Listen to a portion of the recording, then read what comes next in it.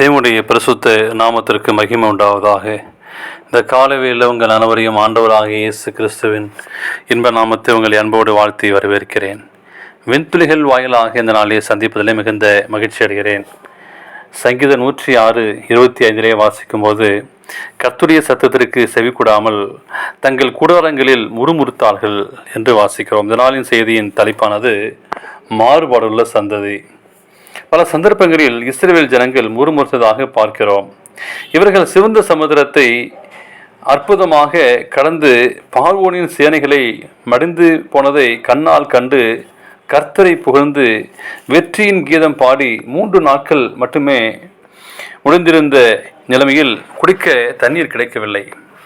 கிடைத்த தண்ணீர் கசப்பாயிருந்தது.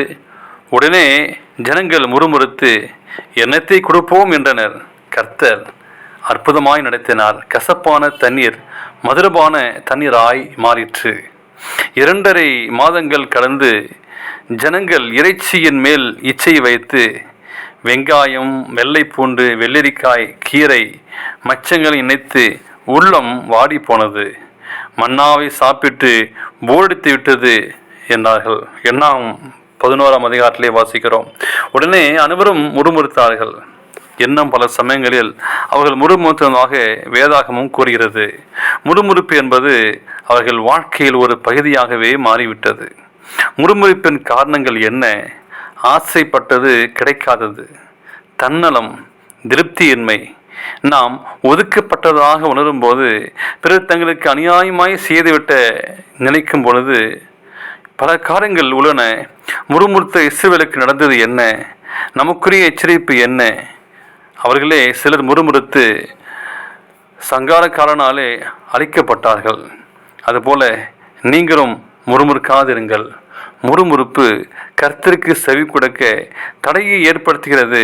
உடனே நம்முடைய பிரச்சனைக்கு காரணமாக யார் நினைக்கிறோமோ அவளுக்கு விரோதமாய் பேசுகிறோம். கடைசியில் தேவன் நம்மை அற்புதமாய் நடத்திய விதங்களை மறந்து தேவனுக்கு விரோதமாகவும் அந்த முறுமுறுப்பு மாறுகிறது. எனவே எந்த சூழ்நிலையும் முறுமுறுப்பு என்பது பாவம்.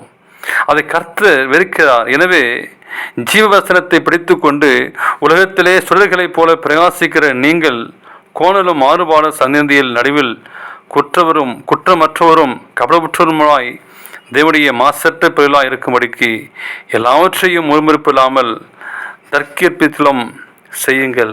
ஆண்டு சமூகத்தில் நம்ம ஒப்புக் கொடுப்போம்.